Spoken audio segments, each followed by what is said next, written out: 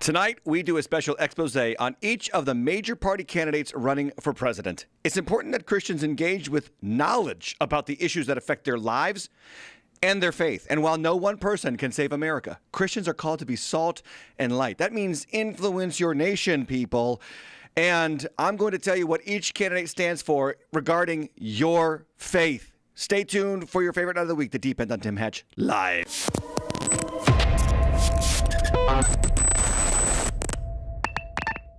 Welcome in, everybody. My name is Tim, and this is Tim Hatch Live and The Deep End, Season 7, Episode 37. And it's a big night, big debate night in the political sphere. Kamala Harris taking on former President Donald Trump. Muted mics are going to happen. The showdown is in Philadelphia, 9 p.m. Eastern, and this program is 1 hour earlier than usual here on Tuesday night so that you can get info as a Christian from me, a pastor's view, as to where these candidates stand. It's important, Christians, that we understand what the candidates are running on. And just so everybody knows, this content is for educational purposes only. So let's talk about a couple of things regarding voting. Before we get to the issues, some pastoral qualifiers about why I should even talk about this, right? Because after all, I'm a pastor, and maybe pastors should just lay off the subject.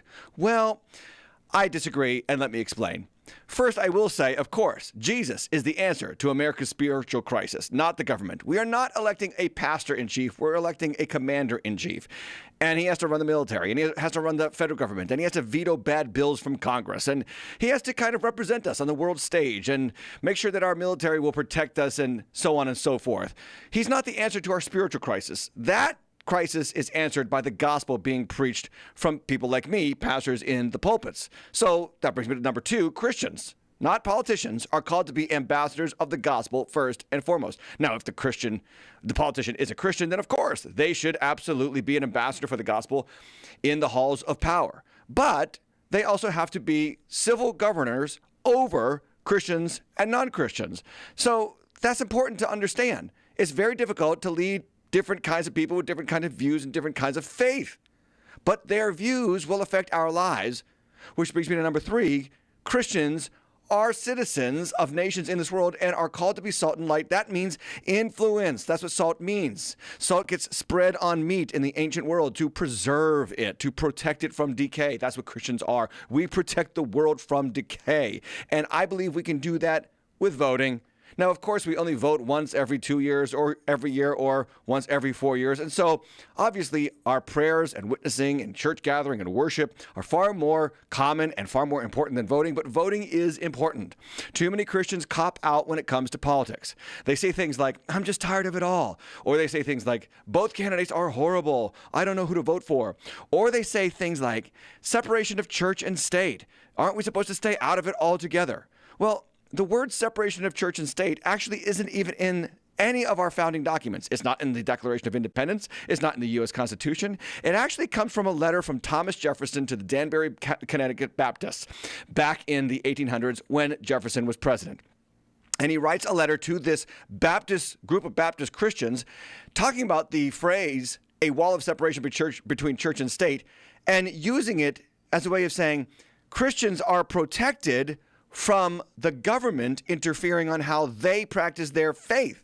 The wall of separation was to protect Christians from government coercion or government control. You see, the First Amendment states that Congress shall make no law respecting an establishment of religion or prohibiting the free exercise thereof.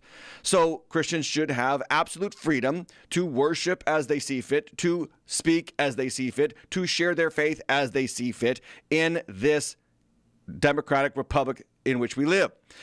But that doesn't mean we should be silent about the policies that affect everybody's life. The First Amendment makes sure that the government doesn't influence the church. It doesn't mean that Christian people can't influence the government. You see, the wall of separation, what it's there for? Government doesn't control us. But absolutely, if you're a Christian, you are called to influence this country. You pay taxes. You are a part of the civil order. You absolutely should raise your voice and speak your words as you see fit, according to biblical conviction, so as to influence how our country moves forward. If we don't do this, we will lose what we have, I guarantee you. The old conservative commentator or philosopher Edmund Burke said, the only thing necessary for evil to win is for good people to do nothing. So what does the enemy want? He wants you to stay silent. Or perhaps he wants you to do this, and I can't stand this. So many Christians take this tactic. I'm just going to write in Jesus. Okay, let me tell you something. This is a foolish decision. This is the way of saying, I don't want to vote for Trump or Harris, so I'm going to write in Jesus because it sounds super spiritual. And both candidates are flawed, so I can't choose either. Well, ladies and gentlemen, let's think about this just rationally. What area of your life or what choice of your life do you make where you have 100% firm conviction that that choice is 100% right? You have that in no choice in life. No one chooses a 100% spouse. No one chooses a 100% job. No one chooses to raise kids that are less than 100% of what they expect. In life, you are always dealing with less than enviable, less than perfect circumstances, and voting is no exception. We will have flawed candidates every single time. Oh, and by the way, when you write in Jesus' name as President of the United States as some kind of super spiritual move, don't you realize that that's an insult to the King of Kings and Lord of Lords? That's a demotion. He's over our president. He's over our politicians. And writing his name in for that position is like asking Jesus to take a demotion. He ain't interested. Trust me. But the bottom line is we are always voting for a seriously flawed candidate. You have a seriously flawed family. You are a seriously flawed individual, but people still choose you to work for them or to be your friend or to be in your family. That's how it works. In the Bible, God always uses flawed people. He used Abraham. Would you vote for Abraham? He sold his wife out twice. He literally gave his wife to strangers so that they would sleep with her and have mercy or pity on him. Would you vote for this guy to be president? But God chose him to be the father of many nations. God used David. Would you vote for David? He committed adultery. He assassinated the woman's husband. He had multiple wives, and he numbered the people when God said not to number the people. Would you vote for him? God chose to use him. God chose to use Noah, and Noah had a drinking problem. God chose to use Solomon, and Solomon became a billionaire playboy. God chose Peter, and Peter denied Christ. God chose Nehemiah, and Nehemiah had a serious temper. The bottom line is God is going to choose imperfect people to accomplish his will. That includes presidents, that includes leaders and congresspersons and judges, and we have to make a choice that is in line with what we sense is the will and purpose of God according to spiritual truth. Now, let us not also be unaware that we are fighting a spiritual battle here. Ephesians 6:11, put on the whole armor of God that you may be able to stand against the schemes of the devil, for we do not wrestle against flesh and blood. Okay, so politicians are not our enemy. Democrats and Republicans are not our enemy. The person who votes differently than us is not our enemy. But our enemy are the rulers, the authorities, the cosmic powers over this present darkness, and the spiritual forces of evil in the heavenly realms. Now, look at the fact that it says there are authorities in the spiritual realm. That means that Satan has rulers or authorities in the heavenly realm, the unseen spiritual realm. And I believe they absolutely influence our rulers in the visible realm. And throughout America's past, the Christians, the churches, and the pastors who dared to speak up did an amazing work to inform the populace on what was true and right according to God's word. And in many cases, they created the nation that we now enjoy because they weren't ignorant of the fact that the enemy wants influence over how this country runs. Don't you think that Satan has a choice in this election? Don't you think that Satan has certain people he wants to sit in judges' seats across this nation? Well, if Satan has a choice, surely God has a choice. Now, we all also know that God rules supremely, but Satan is actively involved in the matters of this world. In fact, the Bible calls him the God of this world, and our war is against his influence on our society. Now, if you look throughout America's past, you will find a long list of pastors who took to the pulpits of their church to inform and educate people about the political issues of the day, that those people might vote and believe according to biblical standards. Let me give you a few. Back in the 1700s, Jonathan Mayhew, pastor of the West Church in Boston in the 1750s, preached a message titled "A Discourse Concerning Unlimited Submission and non-resistance to the higher powers." This message was preached on the anniversary of the execution of King Charles I. Mayhew's sermon argued against the divine right of kings and the duty to resist the British rulers. Not just Jonathan Mayhew, but Samuel West, pastor of Dartmouth in Massachusetts in 1776, preached a message called "On the Right to Rebel Against Governors." This sermon was preached before the Massachusetts General Assembly. In it, West argued that it was a Christian's duty to resist rulers who violated their rights. He used biblical references to justify rebellion against the British crown. Also in the 1700s, Jonathan Edwards of Northampton, Massachusetts. In 1755, he preached a message called "The Dangers of Success of the French." This was during the French and Indian War, and Edwards framed the conflict with France as a religious struggle, warning of the dangers of Roman Catholicism and its political implications if France succeeded in the war. Moreover, there was also in the 1800s Henry Ward Beecher. He was an abolitionist, and he preached in 1861 as the Civil War began, a sermon titled "The American Rebellion." Beecher called this conflict with the southern states a spiritual war, a moral war. He said that this was a battle between good and evil, and the North had to win. Also in the 1800s, Charles Finney, a noted 19th century revivalist preacher. In 1835, he preached a sermon titled "The Church of God Should Not Be Divided." He named slavery for what it was, a sin that Christians had a duty to take political action against. Now think of what would have happened if these men stayed silent during the evils of the slave trade in this country. Would the Northern Army have had the sense of divine initiative to end the barbarism of the slave trade and slavery in this country? Who knows? But they did. They spoke up on political issues as the scriptures called them to do so. In the 20th century, our politics were shaped by well-known preachers who refused to stay silent. On the left was Martin Luther King Jr., who preached about racial equality and social justice. On the right was Billy Graham, who preached about the need for Christians to engage politically in a 1952 sermon titled "God and Government." On the left was Reinhold Niebuhr, a theologian who preached on the Christian's responsibilities toward the poor and social policy that exists, or that should exist, to assist the lower classes of society. And on the right, Francis Schaeffer initiated an entire movement of pastors to influence public sentiment regarding abortion and secular humanism. What I'm trying to tell you, friends, is throughout American history, pastors have shaped the political ideals of this country, and we should continue that same attitude. Because if we are the salt of the earth, we are only effective if we get out and influence the earth. And that involves the political spectrum. We have a choice. And unfortunately, it's a binary choice. I know there are some lesser known candidates on the ballot, but they have no chance of winning. The choice is between Kamala Harris, the current vice president, and former President Donald Trump. And neither one of them are perfect. And neither one of them might be the person that you actually want to vote for. But you got to vote for one. So I'm going to do something for you tonight from a pastoral perspective. Let's look at the candidates from the biblical perspective, because after all, the scriptures are our guide for law and for life. Showdown time, 2024, here on the Deep End. But I first have to talk about some things concerning Kamala Harris. It has been well known that she has refused to release any official policy up until 2 nights ago. In the middle of the night, she dropped a brand new website featuring her policy positions. Finally, and just in time for debate night.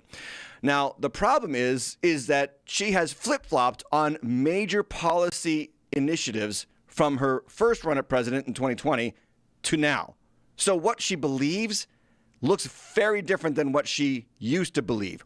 Has she grown? Or is she hiding her true intention on how she would lead this country? That's for you to decide. But let me show you the facts. We do know that she was considered the most liberal senator in the country when she was senator in California for 5 years.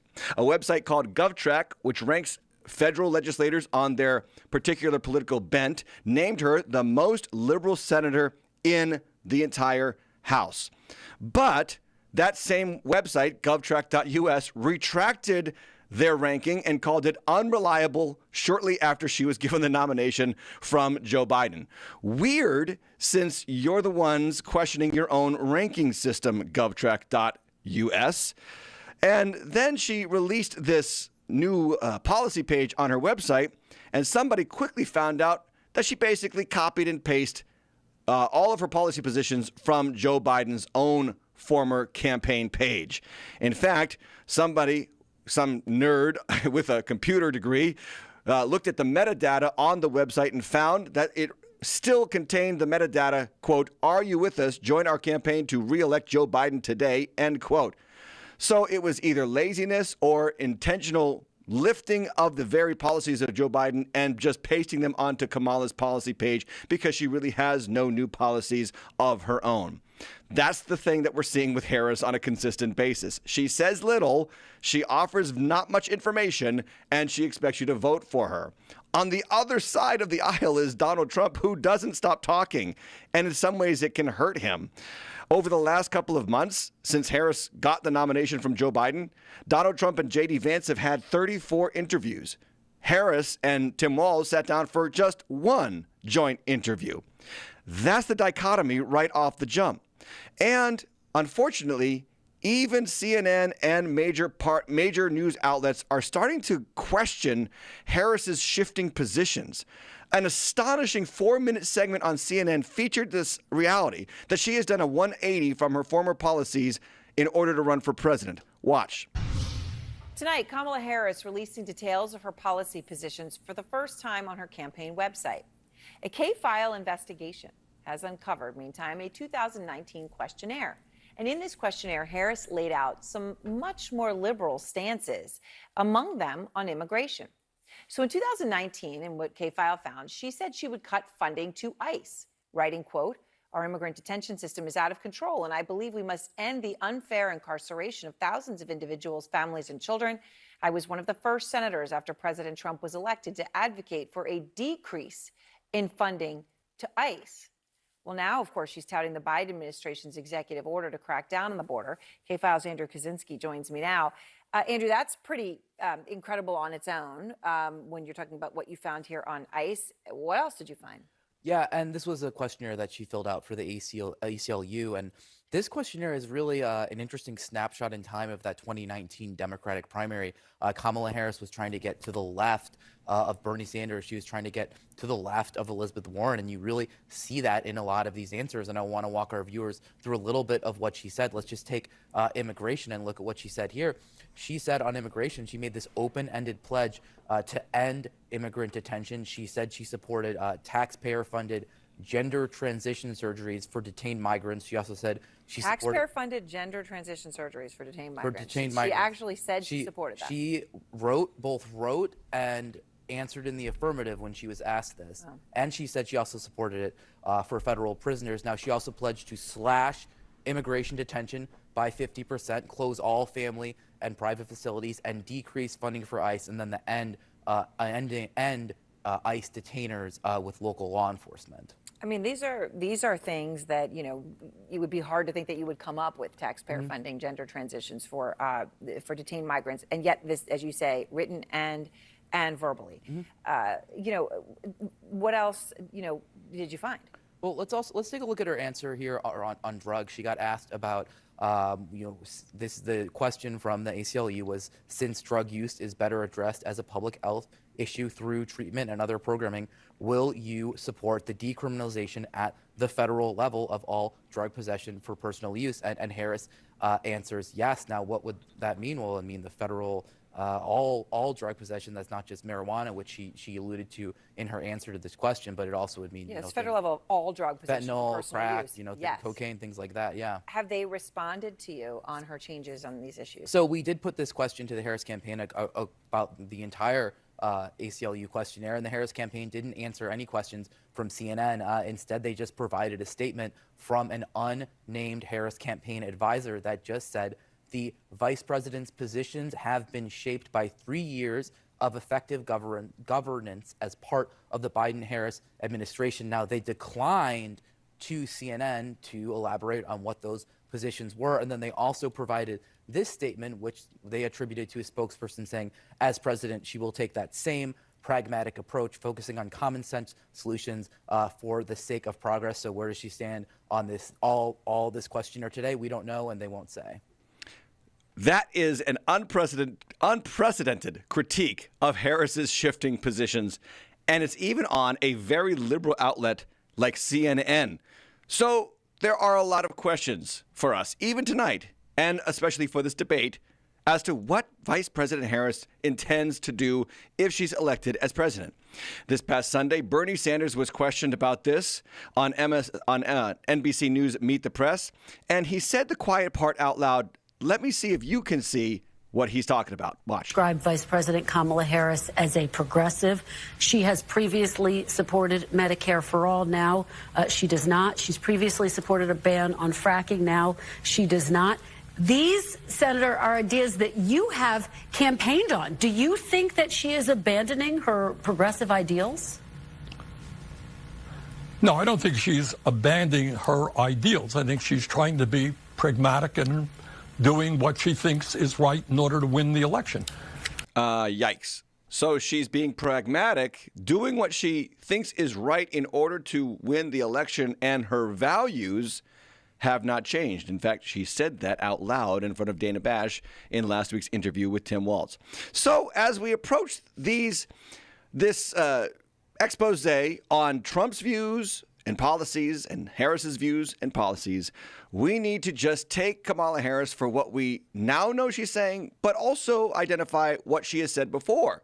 Because as of right now, she has refused to renounce almost every policy she put forth when she was the most liberal senator in 2020. But for tonight, I want to talk about the top 5 topics that Christians should be aware of when it comes to the policy positions of each candidate. Topic number 1, national defense and immigration. Borders matter to our nation. And also, immigrants matter to our nation. And these topics are addressed biblically in many texts. Zechariah chapter 7, verse 10, do not oppress the widow, the fatherless, the sojourner, you could call that the immigrant, or the poor, and let none of you devise evil against another in your heart. So the Christian message absolutely requires us to show hospitality to strangers, to love our neighbor, even to love our enemies. Well, does that involve illegal immigrants? The Bible also talks about borders, and pretty strongly. In fact, in Joshua, the borders of Israel are very plainly laid out in a long and some would say boring text at the end of Joshua as to where the borders of the nation actually exist. And in Acts chapter 17:26, Paul says, God made from one man every nation of mankind to live on all the face of the earth, having determined allotted periods and the boundaries of their dwelling place, that they should seek God and perhaps feel their way toward him and find him. So God's word is very clear. We should welcome the stranger, but also we should have national boundaries. We should have borders to our nations. There should be leaders for those nations to make sure that laws are followed, that evildoers are punished, according to Romans 13. And this is God's idea, not man's idea. It is very true that if a nation doesn't have borders, it's not a nation. It's just a free-for-all, and anybody can do whatever they want. So where do these two candidates stand on borders and immigration? Well, we all know that Trump is very strong on border security. He has promised 100% deportation rate if he is elected. Now, of course, the ethics of such a policy should be questioned by biblically minded Christians. I mean, how is that going to take place? In his Agenda 47 website, he promises no welfare for illegal aliens. And in Agenda 47, Day 1, executive order ending citizenship for children of illegals and outlawing birth tourism. That is, an illegal comes into this country, gives birth, the child is immediately considered a citizen of the country, and then they become anchor babies, by which that entire family becomes citizens through a very big loophole in our existing immigration laws. Trump also wants a ban on taxpayer dollars used to free illegal aliens, and criminal penalties for administrative noncompliance. It says here the most important reform needed right now is a total ban on Biden using taxpayer dollars to free illegal aliens and criminal penalties for administrative noncompliance, which happens every single minute of every single day. Trump also says he wants foreign nationals who graduate from U.S. colleges to automatically receive green cards. So this is a very moderate position for Donald Trump to take here. In other words, he's saying if you get a degree at a college in our country, you get a green card, which is not exactly a deportation policy. He has absolutely softened in some respects regarding how he views illegal immigrants. In other words, he wants those who can contribute to our society to come in and those who hurt our society to go out.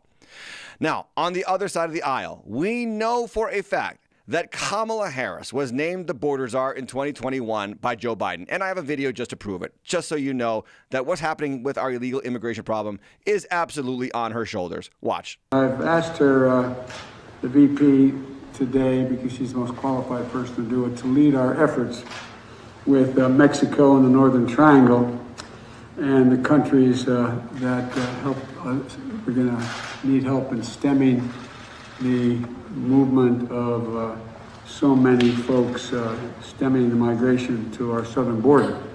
Ouch. It's hard to listen to him sometimes. But the fact of the matter is, she was named border czar by our president. And for the last 3.5 years, over 11 million illegal aliens have crossed our border. And many of them have been flown at great cost to the taxpayer into random states and cities throughout our country. More on that in the extra content tonight. You do not want to miss it.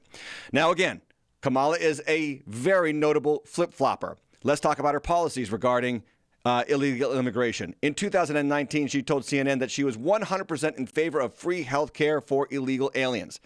Today, on her website, on the policy page, she promises to fix our broken immigration system.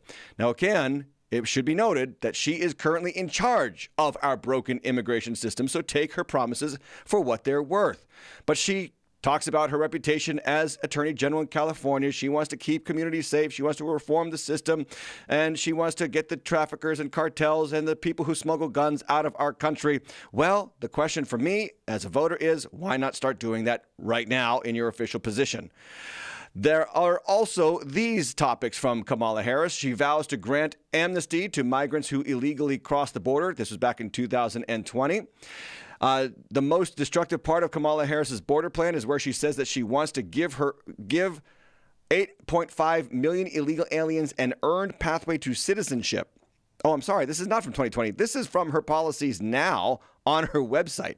So she is for amnesty. That means let's just naturalize everybody who's in the country illegally. Now, that position might play well with the illegal aliens who are in this country, but it probably doesn't play well with those who actually followed the law and came in the right way, and it took them great amounts of money and great amounts of time to do so. In other words, what Kamala believes in is taking people who are in the back of the line and putting them in the front of the line and having you pay for it. Now, if you're okay with that, she is the person you should vote for. I'm just giving you the policy. You make your own decision as a biblically minded Christian. But we do know in 2019, she wanted to cut support for ICE funding and provide gender transition surgery to detained migrants. She also praised the Defund the Police movement in 2020. She provided a bail fund and tweeted about it in Minnesota for those who were locked up during the 2020 riots. And she also called for removing cops from schools to fight racial, quote, inequities, end quote, in 2019. Now, the funny thing about this policy for me is she wants security detail as a presidential candidate, but she doesn't want security detail for our schools. I think we should let our politicians have no police security detail. How about that? And let's put that security detail around our schools so that they stop getting shot up. And let's see how the politicians feel without the police security detail for themselves. Now, the consequences of illegal immigration are expanding every single day, and I have a lot more on the extra content about that. But let's talk about this one piece of news out of Martha's Vineyard. An illegal immigrant hit with multiple child rape charges on Martha's Vineyard this past week, months after being freed from prison. This is a Brazilian national, Warley Nido, 24. He was taken into custody by the feds in the upmarket liberal enclave of Martha's Vineyard, August 23rd, after he was indicted on 5 counts of raping a Massachusetts minor and 5 counts of enticing a minor under 16 earlier this year. Now, what you need to understand about this person is that he was released on $500 bail and immediately went out and created and committed atrocious crimes as a result. When people come into this country without any question, without any vetting, we have no idea what kind of person is coming into our country. Kamala is very clear. Back in 2019, 2020, she wanted them all to come in. And right now, she wants to naturalize those who have already come in illegally. And Trump is on the exact opposite end of the spectrum. He wants to deport everybody who's in here illegally, except for those who gain a college education and can contribute to society. You, as a biblically minded Christian, can make a choice. Number 2 topic, biological sex and gender identity.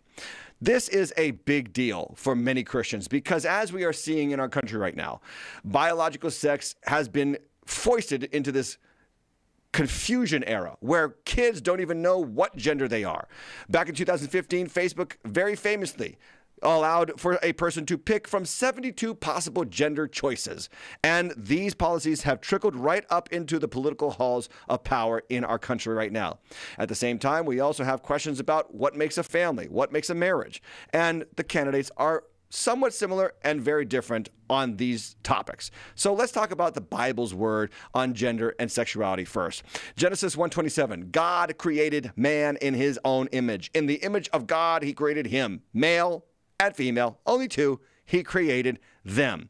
And when Jesus was asked about the hot topic issue of divorce and remarriage in his day, he actually went not to the law, he went all the way back to paradise, to the Garden of Eden, and talked about God's original intent for mankind. Matthew 19:4. He said, have you not read that he who created them from the beginning made them male and female, and said, therefore a man shall leave his father and mother and hold fast to his wife, and the two shall become one flesh. So they are no longer two, but one flesh. What therefore God has joined together, let not man separate. In other words, marriage is between a man and a woman, biological man, biological woman, to come together as one flesh, wherein the parts fit, and they stay together until death. That was Jesus' position because that's how his Father created man and woman in the beginning. And the Bible is very clear about the intention of marriage. What does God want from marriage, man-woman marriage? He wants natural procreation. Malachi 2:15 says, did he not make them one with a portion of the Spirit in their union? And what was the one God seeking? Godly offspring. So guard yourselves in your spirit and let none of you be faithless to the wife of your youth. In other words, marriage is for procreation and reproduction, that we might populate the world.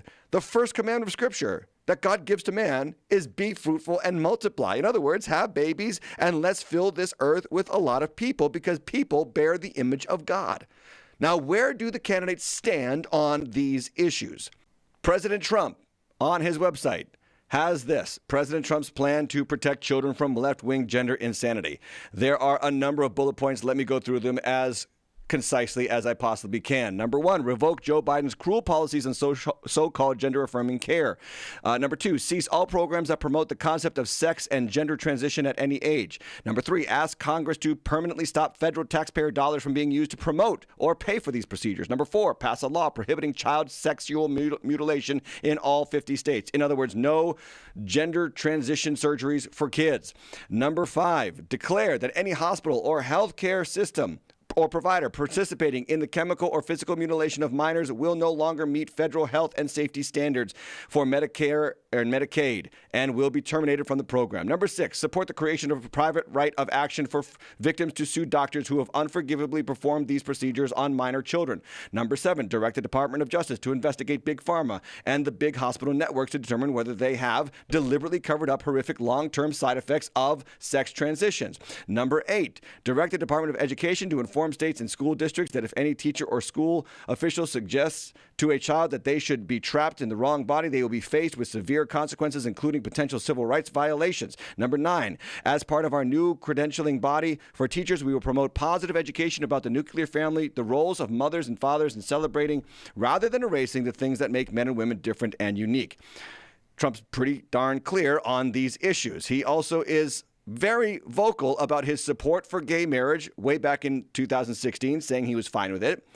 At the same time, he asked the Supreme Court to make it legal to ban same-sex couples from adopting. And he banned transgender people from serving in the military. Those are both his policy positions now and what he already did in his first term as president. What does Kamala Harris believe on the other side of the aisle? Well, we have this on her website: safeguard our fundamental freedoms. Vice President Harris's fight for our future is also a fight for freedom. In this election, many fundamental freedoms are at stake. The freedom to make your own decisions about your own body without government interference. That's abortion she's talking about. The freedom to love who you love openly and with pride, and the freedom that unlocks all the others, the freedom to vote. She also told the ACLU that she'd fund trans surgeries for migrant inmates back in 2020.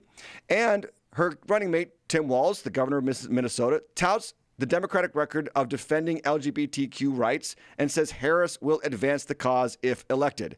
We have much more to say about Harris and her last 4 years as vice president. You will remember that during the first term of Joe Biden, the White House invited trans influencer and TikTok star Dylan Mulvaney, a man who pretends to be a woman, to the White House to interview Joe Biden, and he posted endlessly on TikTok about it.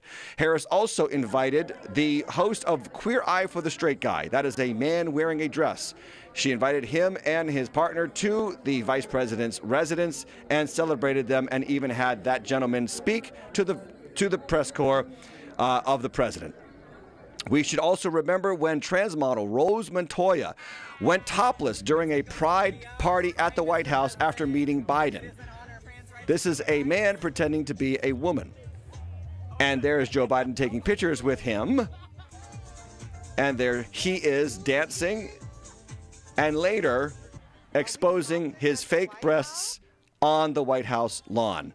That is the current administration's celebration of all things sexually deviant. There's more. Harris has long been a staunch advocate and hero of the LGBT people, with parties, special invites, and access to the vice president and her VP nominee. Tim Walz was one of America's first teachers to start a gay-straight alliance in a public high school way back in 1999. It's very clear that the Harris-Walz ticket is all in on promoting and expanding LGBTQ ideology in our country should they be elected. Now that brings me to topic number 3. And this is very important for Christian parents: parental rights. Where do the candidates stand on your relationship with your child? Are they actually your children? And should your child come home and say they are another gender, will you still have the right as a parent to say what's true and lead them according to your Christian convictions? My friends, I cannot tell you how imperative this particular topic is to the future of our nation. Donald Trump is very clear on his website. He's going to cut federal funding for any school or program pushing critical race theory, gender ideology, or other inappropriate racial, sexual, or political content on our children. He's going to direct the Departments of Justice and Education to open civil rights investigations into any school district that is engaged in race-based discrimination, including discrimination against Asian Americans. And because of the Marxism being taught in schools is aggressively hostile to Judeo-Christian teachings, he's going to aggressively pursue potential violations of the Establishment Clause, that's the First Amendment, and the Free Exercise Clause of the Constitution. He's going to find and remove the radicals who have infiltrated the Federal Department of Education and get Congress to reaffirm the president's ability to remove recalcitrant employees from the job. He's going to veto the sinister effort to weaponize civics education. He's going to keep men out of women's sports. He's going to create a new credentialing body to certify teachers who embrace patriotic values and understand that their job is not to indoctrinate children but to educate them. He's going to implement massive funding preferences and favorable treatment for all states and school districts that make the following historic reforms: abolish teacher tenure for K through 12, drastically cut the number of administrators, including DEI bureaucracy, adopt a parental bill of rights that includes complete curriculum transparency and a form of universal school choice, and implement the direct education of school principals by the parents as the ultimate form of local control. Now, if you're here saying, wow, you're really giving us a ton of content from Trump and not so much from Harris, blame the candidates. Trump pours it out and Kamala trickles it out. So I'm giving you what they're giving us, and I'm just reporting their policy position. What we also know from the news is that Trump says he's 100% for parental rights all the way, and he decried the school boards who act like dictatorships at a Moms for Liberty event. He also announced that he will criminalize gender transition without parental consent. And he's on the side of DeSantis's Don't Say Gay bill in Florida. By the way, Don't Say Gay is not even in the bill. It is nomenclature to demonize the bill. The Don't Say Gay bill in Florida just means that you can't talk about your own sexuality or gender identity with kids from K to 3rd grade. That's it. And there is no Don't Say Gay actually in the bill. Agenda 47 also says that Trump pledges to offer assistance and champion homeschool families. So if you're a homeschooler Trump is on your side. What does Kamala Harris say about this issue? Well, again, not much. It should be noted that Kamala Harris has nothing on her policy page regarding parental rights. Evidently, it's not a concern for her. And not surprising, as she has no biological children of her own and perhaps doesn't really understand what it's like to be a mother of a child that you produced. But we do know from news articles that Kamala Harris will back teachers' unions and LGBTQ rights in education. She also supports not banning any books, including the books in schools that have very blatant sexual imagery for students. Her statement to teachers' unions was the following, quote, "While you teach students about our nation's past, these extremists, that is Republicans, attack the freedom to learn and acknowledge our nation's true and full history," end quote. Harris told members of the American Federation of Teachers on Thursday at the union's national convention in Houston, "We want to ban assault weapons and they want to ban books."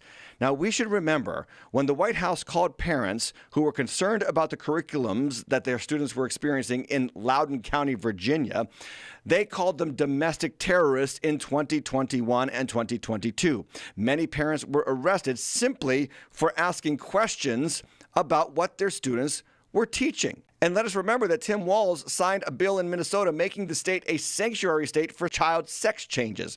The law makes seeking gender transition procedures for minors a factor in some assessments for whether a Minnesota court has jurisdiction to make an initial determination in child custody cases. In other words, if you don't agree with your child's gender identity, you will lose your child thanks to the state of Minnesota. And even if you don't live in Minnesota, your child could try to get to Minnesota and separate themselves from you because you don't affirm their gender dysphoria. So those are the clear statement, or at least experiential or habitual policies of both candidates regarding parental rights. A big red flag for me exists with Kamala Harris on this particular issue. It seems the government under Kamala Harris would love to get between you and your sexually confused child. Topic number 4 is a big and very historic policy issue important for Christians: sanctity of life. Now, here's the facts, and this is not an easy fact to tell you, but this election cycle is historic, at least in my lifetime. There is no pro-life candidate on the ballot. There isn't. Sorry to say, pro-Trump people, but he's not pro-life. Here's what we know about Trump when it comes to reproduction and abortion. He says that IVF will be covered and the coverage will be mandated. Taxpayers will pay for IVF procedures. Now, a lot of Christians have a problem with IVF procedures because they discard viable embryos or mistreat them, and we believe that life begins at conception. And these procedures can cost upwards of $75,000 to $100,000, and taxpayers would be on the hook for that in a Trump administration. J.D. Vance has also confirmed that Trump would not sign a pro-life law for the federal government. In fact, he would veto any federal abortion ban. He wants to leave the issue with the states. He also tweeted out very weirdly, "My administration will be great for women and their reproductive rights," end quote. Trump also clarified after first fumbling the ball that he will vote no in Florida's radical pro-abortion amendment. This particular amendment on the ballot in Florida this election cycle is so vague it would allow abortions up to birth if passed. Trump has also stated that he thinks a 15-week abortion ban is too early. So this is not a pro-life president, and Christians should be very aware of that. Now let's take a look at Vice President Harris's positions. She does have a lot to say on this particular issue on her policy page. Again, safeguard our fundamental freedoms. Vice President Harris' fight for our future is a fight for freedom. In this election cycle, many fundamental freedoms are at stake. The freedom to make your own decisions about your own body. That is code speak for the freedom to have abortions as you see fit. Harris vows to let women make decisions about their own body, but that also means that women get to decide about the fate of the baby's body in their womb, and some of those babies are women's bodies. So kind of double talk there. Governor Tim Walz also became the first to pass a law protecting abortion in the state when Roe v. Wade was overturned by the Supreme Court a couple of years ago. Harris also vows that she will sign any bill that comes to her desk that will allow federal access to abortion. So she is all in on killing babies in the womb. We should also remember that Kamala Harris was the first vice president to visit an abortion provider with a Planned Parenthood visit last year. She also launched a reproductive freedoms tour. In other words, a tour around the country touting abortion as a civil right. And she was the state attorney general in California that seized David Daleidon's videos of Planned Parenthood doctors talking about taking the body parts of babies and harvesting them for sale. If you remember that expose by Project Veritas, the disgusting practice was uncovered by Daleidon, and Harris, the state attorney general, took Daleidon to court and locked him up, making sure that the body part sale continues unabated. Just FYI. So, while there is no pro-life choice on the ballot, there is definitely a pro-death choice on the ballot in Kamala Harris. And let us never forget that during the DNC, the Democratic National Convention in August, they featured a mobile abortion clinic. And there you have a black young lady coming out of the clinic having freshly just had her unborn baby killed. Good times over there on the political left, and you should vote accordingly. Topic number 5, religious freedom and the Conscience Clause. Again, that sacred First Amendment of our Constitution. Do we have the right, as Christians in this country, to practice our Christian faith in the public square? How we run our business, who we employ, who we fire. Do we have that right or do we not? And this is the problem that Christians have with diversity, equity, and inclusion. They don't have a problem with hiring people of different races or even of people of different faiths. What they do have a problem with is, do I have to hire and do I have to support or even pay for health choices of people that I cannot support as a Christian? That is a serious political or policy issue, and you need to know where the candidates stand on this particular topic. So let's take a look at Trump. Trump has made a lot of promises on this issue, and I'm just going to give you the highlights. He promises to ban federal agencies from censoring lawful speech, stop federal funding of labeling speech as misinformation, fire federal employees involved in censorship, investigate and prosecute those involved in online censorship, revive Section 230 to limit censorship by digital platforms such as Facebook and Instagram, increase removal of unlawful content like child exploitation, break up the censorship industry and defund supporting organizations, penalize universities involved in censorship or election interferences, and impose a cooling-off period for former intelligence officers working with platforms such as Facebook or Twitter, X, YouTube. He will also pass a digital Bill of Rights requiring court orders for content removal. We also know that while he was in his first term, that Trump signed the Religious Liberty Executive Order allowing for broad exemptions for people in the public square to practice their faith. He also calls for a probe into the intelligence community's role in online censorship. The very noted Twitter files prove that we urgently need my plan to dismantle the illegal censorship regime, a regime like nobody's ever seen in the history of our country, or most other countries for that matter, President Trump said.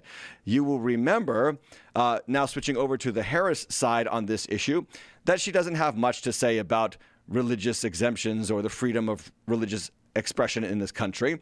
Again, the only freedom she's concerned with is the freedom to abort your baby and the freedom to enter into a gay marriage. But you will remember that the Biden-Harris White House repeatedly pressured Facebook to censor speech online. And there is also the Do No Harm Act. What is the Do No Harm Act, you ask? Well, it would undermine the religious freedom in this country. In 1993, President Bill Clinton signed the Religious Freedom Restoration Act that says government shall not substantially burden a person's exercise of religion. That means that a person in the public square does not have to be forced to do things in their job or in their particular field of expertise that would violate their Christian conscience. Well, the Catholic news outlet First Things states that if the Do No Harm Act becomes law, it would potentially force doctors, Catholic doctors, to abandon their conscience and prescribe contraceptives or perform abortions, which they cannot agree with. Another article at First Things reads, Kamala Harris's record of anti-Catholic bigotry.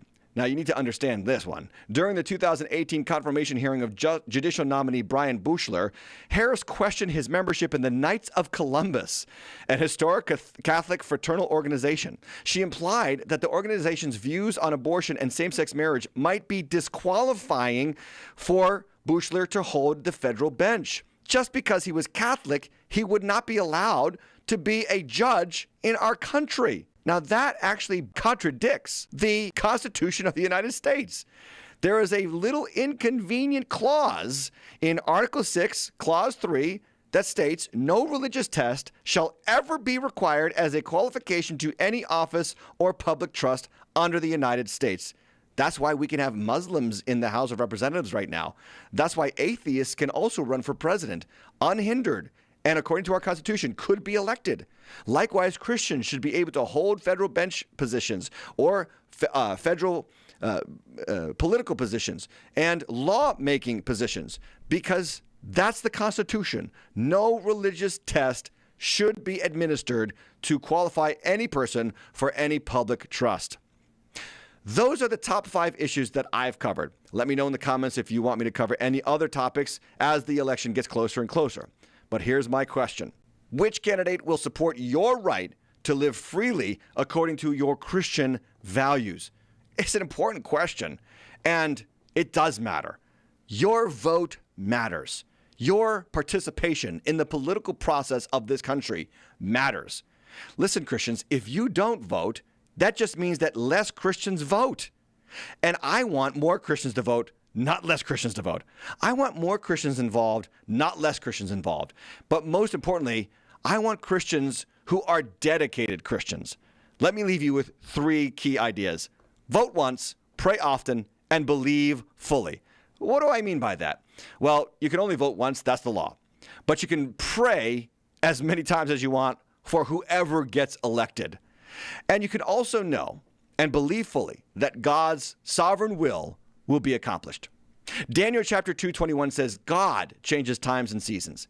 God removes kings and sets up kings. He gives wisdom to the wise and knowledge to those who have understanding. And Proverbs 21:1 says, the king's heart is a stream of water in the hand of the Lord. He turns it wherever he will. So, no matter who wins, we are still salt and light and God's chosen people to represent him on this earth. Let me say as an aside, in many ways, a president is just a picture for us of the state of the world, where we are going, what we will become.